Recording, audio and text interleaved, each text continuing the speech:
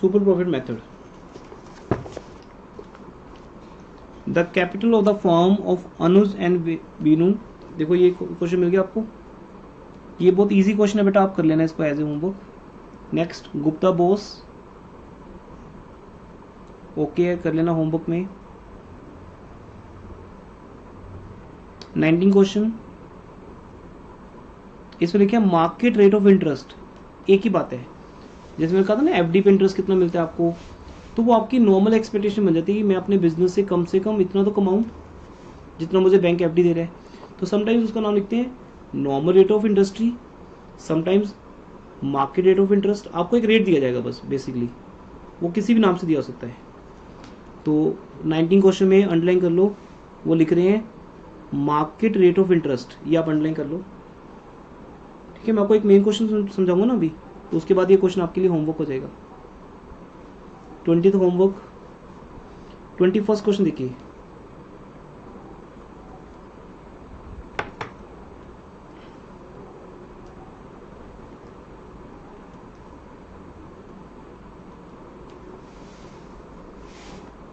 Read करो बेटा 21st question.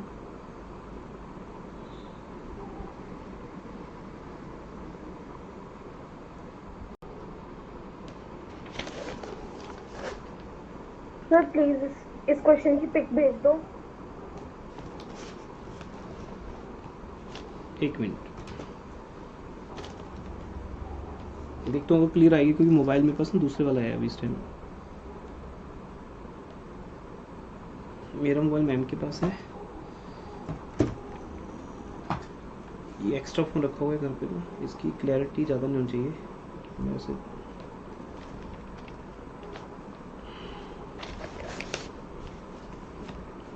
एक मिनट भेजता हूँ क्विक में।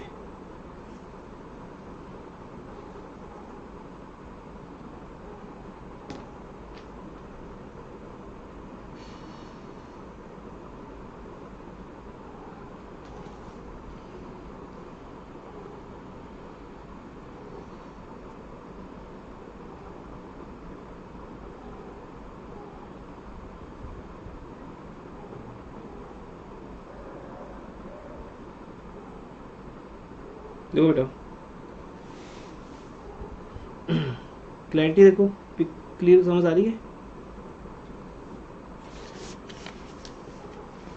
Yes sir.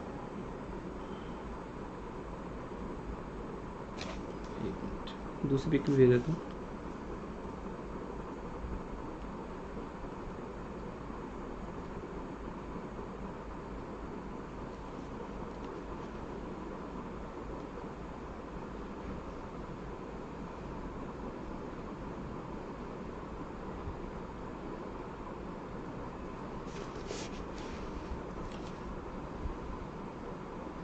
आगे ग्रुप में दोनों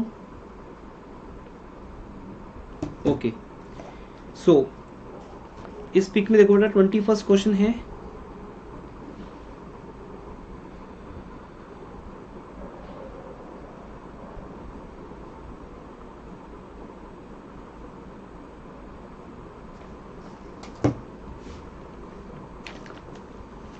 average net profit expected in future is 36,000।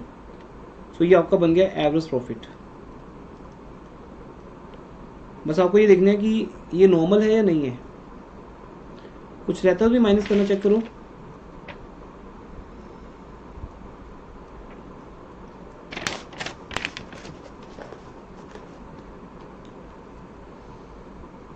इस एवरेज प्रॉफिट में से कुछ माइनस करना रहता है, चेक करिए।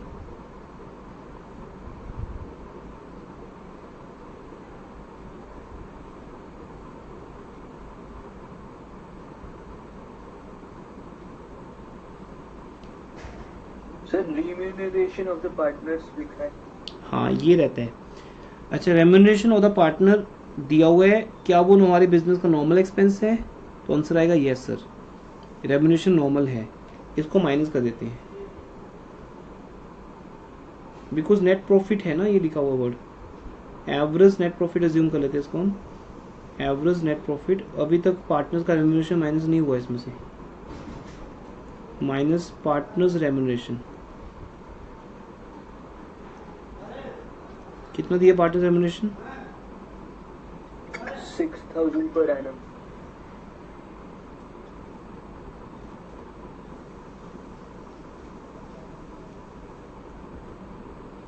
तो इसको बोलते हैं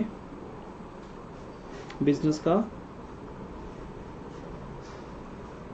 एवरेज एडजस्टेड। अब हमने एडजस्टमेंट पास कर दी ना, है तो अभी भी एवरेज प्रॉफिट, लेकिन हमने इसको एडजस्ट कर दिया, एवरेज एडजस्टेड प्रॉफिट या एवरेज नॉर्मल प्रॉफिट, जो आपके बिजनेस को एक्चुअली हो रहा है। ये हो गया। अब सुपर प्रॉफिट का फॉर्मूला लगाते हैं। Super profit is equal to, पहले फॉर्मूला लिखोगे, ऐसे बोल दूं, average normal profit minus normal expected profit.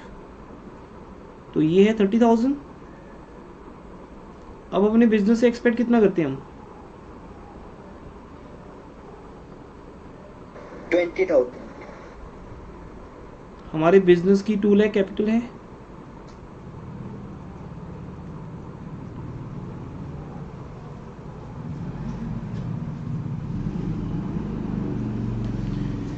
तो बेटा आपके बिजनेस का एक्सपेक्टेड प्रॉफिट है 2 लाख और एवरेज प्रॉफिट है 30,000। दोनों को माइनस कर दो, answer is super profit.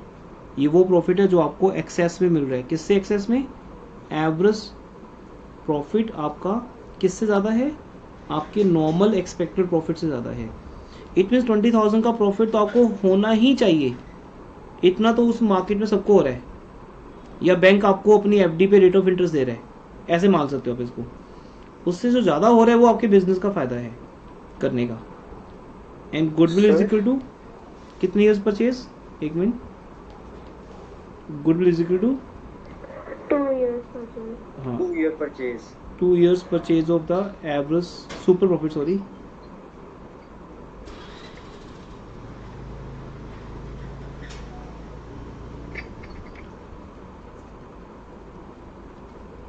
Question number 21। हाँ जी, आप बताइए, कोई डाउट है तो? सर पर जो उन्होंने क्वेश्चन में 36,000 दिया है वो भी एक्चुअल नहीं है, वो भी एक्सपेक्टेड ही है. कहाँ लिखे हैं?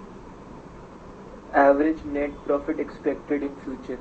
हाँ, एक्सपेक्टेड इन फ्यूचर में नहीं हुई ना, जो हमें प्रेजेंटली हो रहा है हम उसी को एक्सपेक्ट कर रहे हैं ना। ये जो आपको प्रॉफिट दिया वो आपको ओबियसली जो एक्चुअली हो रहा है वही दिया ना। जो नॉर्मल प्रॉफिट है वो थोड़ी दिया है, वो तो आपको निकालना है कैपिटल एम्प्लॉयड के ऊपर। Yes sir. और जो आपको एक्चुअली हो रहा होता है पिछले 4 सालों से, वही आप फ्यूचर में एक्सपेक्ट करते हो ना। जैसे मैंने एग्जांपल दी थी कि एक स्टूडेंट के 3 साल से 70 to 80% मार्क्स आ रहे हैं, तो वो बच्चा 70 to 80 ही लेगा फ्यूचर में, ये माना जाता है। ज़्यादा ले लेगा वो अलग बात है, वो उसका सुपर हो जाएगा। Okay sir. तो ये एक्चुअल प्रॉफिट की एवरेज ही होती है। नेम्स बहुत हैं इनके पास बेटा, average net profit expected, average maintainable profit, future maintainable profit. Basically standard क्या है कि ये आपको दिया हुआ है करके, नहीं तो फिर आपको 3 साल के प्रॉफिट की एवरेज लेनी पड़ती, कुछ ऐसा दिया होता। हाँ जी सर. वो आपके सामने देखो 22 क्वेश्चन, तो मैं अभी आपको करवाने रहा। आपके पास बेटा 2018, 19, 20 3 साल के प्रॉफिट्स हैं। उन 3 साल के प्रॉफिट को 3 से डिवाइड कर लो, आपका एवरेज प्रॉफिट आ जाएगा। कैपिटल एम्प्लॉयड 80,000 है और rate of return including risk rate इसमें डाल के दिया हुआ है 15% है, तो आई थिंक हो जाएगा। पहले 3 साल के प्रॉफिट की एवरेज ले लेना, वो ये आ जाएगा, वो ये आ जाएगा। फिर उसमें से आप 80,000 का 15% 12,000 माइनस कर देना, तो वो आपका सुपर प्रॉफिट आ जाएगा। Next 23rd question. 23rd में न्यू पॉइंट क्या चेक करके बताओ।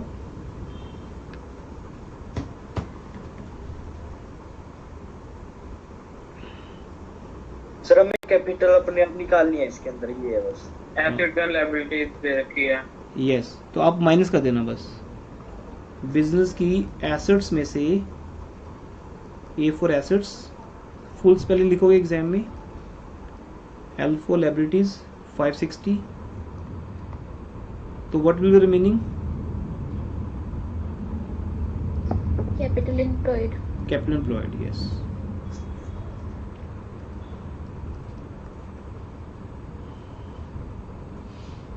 ओके जी, ये आपकी बेटा कैपिटल एम्प्लॉयड आ जाएगी।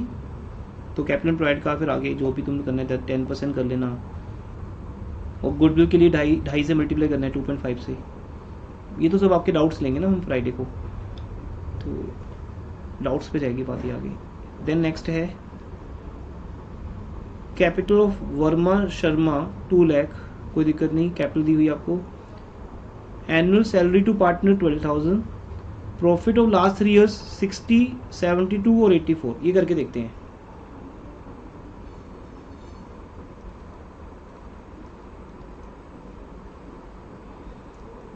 पिछले 3 ईयर्स के प्रॉफिट की एवरेज बता दोगे कोई भी? एवरेज करके कितना आएगा?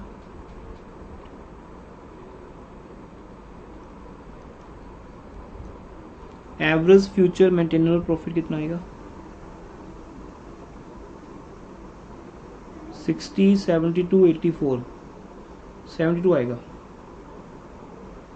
तीनों प्रॉफिट्स को ऐड करके डिवाइड बाय 3 कर देना, तीनों की एवरेज आएगी 72। क्या ये नॉर्मल प्रॉफिट है? क्या बेटा ये नॉर्मल प्रॉफिट की एवरेज आ गई? आई थिंक नो, क्योंकि अभी इसमें से पार्टनर्स की सैलरी माइनस नहीं हुई। सैलरी माइनस करने बाकी है। हाँ, तो माइनस पार्टनर सैलरी, तो ऐसा कुछ भी दिया होगा, पार्टनर्स रेम्यूनरेशन, ये स्टैंडर्ड पॉइंट है यहाँ पे हर क्वेश्चन में ना, partners remuneration, managers remuneration, partner salary, सब माइनस कर देना आप। कितनी दी है एक साल की? 12,000 ईच। 12,000 ईच में कितने पार्टनर्स आएंगे? 2 पार्टनर्स हैं, शर्मा वर्मा। बेटा ये देखो ऐसी मिस्टेक हो जाती है एग्जाम में ना, आप 12,000 माइनस कर जाते हो, 12,000 ईच। अब आपको ईच वर्ड दिखता है नहीं एग्जाम में, तो ये किसकी मिस्टेक मानी जाएगी? अब मान लो मेरे स्टूडेंट ने ये गलती कर दी और बाकी सारा पेपर ठीक है, तो 97 आएंगे फिर उसके 100 में से। कहीं ना कहीं तो गलती कर रहे हैं ना ब्रो, ईच वर्ड मिस कर दिया अगर आपने, तो रीडिंग को इम्प्रूव करिए अपनी। ईच मीन्स 12,000 ईच, दोनों की मिला के 24,000, तो माइनस कर दो। तो ये हो गया average future expected maintainable profit, name है ना वो तो, ठीक है जी। किसी का नेम जितना मर्जी ऐडअप करते जाओ, बड़ा होता जाएगा। निक नेम क्या है इसका? एवरेज प्रॉफिट, ठीक है जी। Excuse me sir. हाँ जी, सर जो आपने अभी क्वेश्चन करवाया उसमें आपने सैलरी माइनस करी और हमने जो 20 जो पिछला वाला किया था सर, उसमें नेट वर्ड गिवन था, तो मैंने ये समझा कि नेट वर्ड गिवन है अगर तो रेम्यूनरेशन माइनस हो गया, बट सर इधर सिर्फ प्रॉफिट वर्ड है, तो इससे सैलरी की माइनस हुई। बट ये असम्पशन जाती है कि ये जो प्रॉफिट दिए हैं हमें वो नेट प्रॉफिट गिवन है ना। आप ये कैसे कहोगे कि डिविजिबल प्रॉफिट्स हैं? ये जो बिजनेस को प्रॉफिट्स होता है पीएल अकाउंट से, ये वही गिवन है, सिंपल। और दूसरी इस पे असम्पशन एक और है, चलो प्रॉफिट नेट प्रॉफिट एक हो सकता है यहाँ पे वर्ड। समटाइम्स पार्टनर्स अपनी बिजनेस सैलरी नहीं लेते, समटाइम्स लेते ही नहीं वो सैलरी। एक सोल ओनर होता है जो अपने बिजनेस का सोल ओनर, वो कभी अपने बिजनेस सैलरी नहीं मांगता, लेकिन जब हम गुडविल निकालते हैं ना तो हम उसकी सैलरी भी माइनस कर देते हैं। जैसे मैंने अपने इंस्टीट्यूट से कभी सैलरी ली नहीं आज तक, बट अगर मेरे इंस्टीट्यूट की गुडविल निकाली जाएगी तो अगर मैं 7 आवर्स टीच करता हूँ इंस्टीट्यूट में, तो अगर वही एक टीचर 7 आवर्स टीच करे कोचिंग सेंटर में, तो शायद उसकी सैलरी 1 लाख रुपये हो जाएगी per month. He will take 1 lakh rupees per month salary. तो वो मेरे से वो मेरा प्रॉफिट जो है 1 लाख पर मंथ सैलरी, 12 मंथ्स की निकालो बेटा 12 लाख। 12 लाख सैलरी का पैकेज मुझे मिल सकता है अगर मैं किसी कोचिंग सेंटर पे जॉब करूं। आज भी अगर मैं उनके पास 2 to 8 जॉब करूं and I will teach every class, जो भी वो मुझे बोलेंगे, है ना, तो वो मेरे को सैलरी इतनी देंगे क्योंकि मैं इतना पैसा उनको कमा के दूंगा बेसिकली। लेकिन मैं अपने कोचिंग सेंटर में अपनी सैलरी माइनस नहीं करता कभी। बट अगर मेरा, अब सपोज मेरा प्रॉफिट ही 12 लाख है साल का से, अब लो सर आपके इंस्टीट्यूट का कितना प्रॉफिट है एक साल का? आई से 12 लाख। फिर आप हंसोगे बेटा कि सर ये क्या 12 लाख, इतना तो आप वैसे ही कमा लेते जॉब करके, प्रोफेसर बन जाते, कॉलेज में लग जाते, तो सैलरी आपको वैसे ही मिल जाती। तो सही बात है फिर आपकी, मेरी क्वालिफिकेशन एक्सपीरियंस के बेस पे मुझे जॉब भी तो मिल रही है ना कॉलेज में, स्कूल में, तो मैं वो क्यों नहीं कर रहा? इसलिए जब मेरे बिजनेस की गुडविल निकाली जाएगी, मेरे बिजनेस में से सैलरी पक्का माइनस की जाएगी, वेदर इट इज पेड और नॉट। बट ये आपके क्वेश्चन का एग्जैक्ट आंसर नहीं है, मैं सिर्फ पहले ये समझा रहा हूँ कि सैलरी माइनस की होती है। दूसरा, ये अभी तक माइनस नहीं हुई, ये अजम्पशन है हमारे इस पार्ट की। तीसरा, जब भी ऐसे प्रॉफिट्स दिए होते हैं आपको, वो प्रॉफिट्स आफ्टर टैक्स होते हैं, वो अभी तक पार्टनरशिप डीड के अंदर गए नहीं, मीन्स अभी तक पीएल अप्रोप्रिएशन नहीं बना। उसको बनाने से पहले पीएल अप्रोप्रिएशन जो चीज़ चलेगी वो तो खत्म ही हो जाएगी, एग्जॉस्ट हो जाएगी, है ना। तो इसलिए ये जो प्रॉफिट्स आपको दिए जाएंगे एक अजम्पशन है यहाँ पे। मैं सिर्फ वेट कर रहा था कि कोई ऐसा क्वेश्चन पूछेगा तो बात करेंगे। तो जब भी मैं सैलरी माइनस करूँगा, रेम्यूनरेशन माइनस करूँगा, मेरी एक अजम्पशन जाती है कि profits are given business profits which are taken from profit and loss count. फिर इनकी डीड क्या है वो तो आपस की बात है। ये बताओ बेटा, जो सामने वाला पर्सन आपका बिजनेस परचेज कर रहा है, आप उसको डिविजिबल प्रॉफिट बताओगे या बिजनेस प्रॉफिट बताओगे? उसका इंटरेस्ट किसके अंदर है? बिजनेस प्रॉफिट के अंदर है। डीड के मुताबिक इसको क्या मिलता है? वो तो इंटरनल सेटिंग है हमारी, चाहे सारा ए ले जाए या सारा बी या ए और बी मिलके ले जाए दोनों, पर उसका मतलब तो बिजनेस प्रॉफिट से है ना, कि बिजनेस को कितना प्रॉफिट हो रहा है। वो सारा प्रॉफिट किसको मिल रहा है, कैसे से मिल रहा है, डीड के मुताबिक, उससे मतलब नहीं है। तो इन सब बातों से एक अजम्पशन ली गई है यहाँ पे कि जो प्रॉफिट दिया जाएगा वो बिफोर सैलरी माना जाएगा, बिफोर इंटरेस्ट ऑन कैपिटल माना जाएगा। तो ये आपको माइनस करना है वहां पे। इससे आपका क्या आएगा? Average adjusted profit. उसमें से क्या माइनस होगा? एक्सपेक्टेड प्रॉफिट बिजनेस का। वो किस पे आएगा? वो तो आपको पता ही है, कैपिटल एम्प्लॉयड पे आएगा। 2 लाख का 15% करेंगे हम। गॉट इट या नहीं मिला आंसर अभी आपको? गॉट इट सर, मतलब सर ये एक assumption है। हाँ, अजम्पशन है और ये वैलिड अजम्पशन है। नॉर्मली जब भी बोला जाए ना प्रॉफिट्स, वो नेट प्रॉफिट्स होते हैं बेटा। Okay sir. कोई भी आपको अपने डिविजिबल प्रॉफिट्स नहीं बताएगा। जैसे आप मेरी सैलरी पूछते हो मेरे से, पर मैं अपनी सैलरी का कितना पार्ट घर में मदर को देता हूँ वो थोड़ी पूछोगे आप। मैं किस किस को बांटता हूँ सैलरी घर जाके, कहाँ कहाँ मेरा खर्च होता है पैसा। You can't ask this thing ना, यू कैन से कि सर आपकी अर्निंग कितनी है, आपकी सैलरी कितनी है, आप कितना कमाते हो। हम किसी से पूछते हैं जॉब की सैलरी, तो सैलरी बताता है, सैलरी कैसे डिवाइड होती है वो नहीं बताता कभी। तो ये रूल है बेसिकली, नेट प्रॉफिट या प्रॉफिट एक ही बात है। देन अब यहाँ पे 25 को मैं छोड़ रहा हूँ पेंडिंग अभी। 26 योर होमवर्क हो जाएगा, और क्योंकि टाइम ओवर हो गया है। 27, 28, 29 ये 3 क्वेश्चंस भी आपका होमवर्क है, एंड मुझे नहीं लगता आपको समझाने की नीड है। जैसे 29 क्वेश्चन बेटा, अयूब एंड अमित, ये हमारे पास 2 पार्टनर्स हैं और नेट प्रॉफिट गिवन है 150, 180, 1 लाख, 260, 240। तो पहले आप इन प्रॉफिट्स को क्या करोगे? नॉर्मल प्रॉफिट्स में कन्वर्ट करोगे। तो बाकी तो नॉर्मल ही हैं। 2018 में से 1 लाख माइनस कर, सॉरी 1 लाख ऐड कर देना, अब नॉर्मल लॉस दिया ना, तो 2018 का नॉर्मल प्रॉफिट कितना हो जाएगा? 1 लाख प्लस 1 लाख 2 लाख।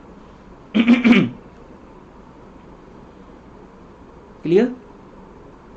फिर 2019 का जो 260 प्रॉफिट दिया उसमें से 40,000 माइनस कर देना, 220।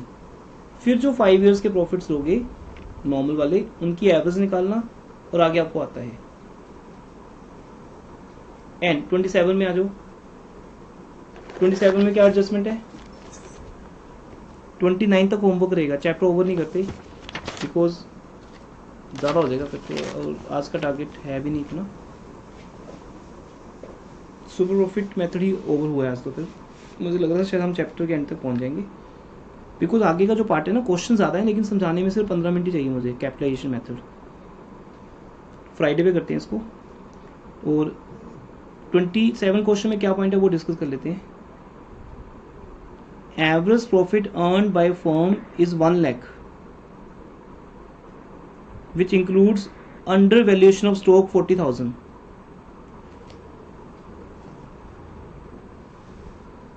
इसका मीनिंग क्या होगा बताइए बेटा? अंडर वैल्यूएशन क्या होती है? सर कम लिख दिया।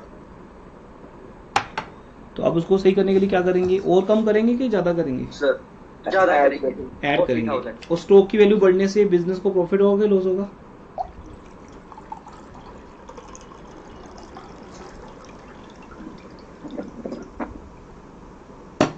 इस साल की नेक्स्ट ईयर जिस साल के प्रॉफिट की बात है, इस साल की प्रॉफिट की बात हो रही है 1 लाख की। इस साल के क्लोजिंग स्टॉक की वैल्यू अगर 40,000 ज़्यादा कर दी जाए तो इससे अब प्रॉफिट बढ़ जाएगा। यस तो 40,000 ऐड कर देना बेटा। अब 1 लाख में ये वही है क्लोजिंग स्टॉक का पॉइंट। अब नेक्स्ट ईयर का ये ओपनिंग बनेगा, नेक्स्ट ईयर तक तो बात गई नहीं ना, उसने तो हमें सिर्फ 1 साल का प्रॉफिट दिया 1 लाख एवरेज ही दिया ना, तो हम वो 2 साल तो सोच नहीं सकते इस पे। तो 1 लाख में 40,000 ऐड कर देना तो 140 आ जाएगा, बस बाकी सेम है। 28 में आइए, ओके ना। अब ऑलरेडी क्लोजिंग स्टॉक की वैल्यू ज़्यादा है, ओवर वैल्यूड है, इट्स नॉट न्यू पॉइंट, आपको आता है। ओवर Minus वैल्यूएशन करेंगे। मीन्स ऑलरेडी ज़्यादा है, माइनस कर देंगे 750 माइनस 30, फिर जो आएगा आपका 720 वो आपका नॉर्मल प्रॉफिट होगा। ठीक है, अभी लीव नहीं करेंगे बेटा, अटेंडेंस जरूर रहेगी अभी क्लास की, और उसके बाद फिर आप अपना बाकी का क्वेश्चन कर सकते हो। So you will do as a homework from 17 to 29। Friday को आपके डाउट्स होंगे पहले इन क्वेश्चन में से। Number 2 I will do 25 question. 25th वो कोई ट्राई नहीं करेगा, वो क्लास वर्क है, आई विल डू। और कैलकुलेशन मेथड में 2 हैं, एक नॉर्मल कैलकुलेशन और एक सुपर कैलकुलेशन, वो भी हो जाएगी। इतना हो जाएगा नेक्स्ट क्लास में। टेस्ट डिस्कशन मैं कल रखूँगा, ट्यूसडे को मैं अपडेट करूँगा बैच में आपके, कल का स्केड्यूल चेक करके। सर हाँ जी, सर मेरी मार्क्स ट्यूशन है। हाँ हाँ बेटा, जाओ जाओ, मैंने कर दिया होगा, ओके सर। अटेंडेंस लगा दूँगा मैं आपको।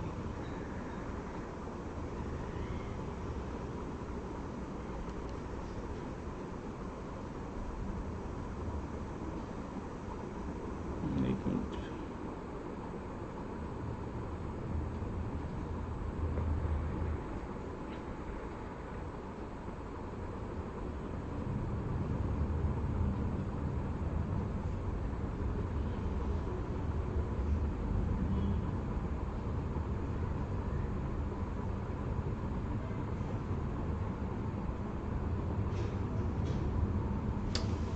इस पे कौन अटेंडेंस बेटा, मैं ऐसी अटेंडेंस याद कर लेता हूँ आपकी, जिस दिन का नेम हो जाए वो जा सकते हैं, they can leave. Anything before leaving? Abha, Ajay, Ankit, Atul, Avneet, sir ये सब जा सकते हैं जहाँ चाहे तो।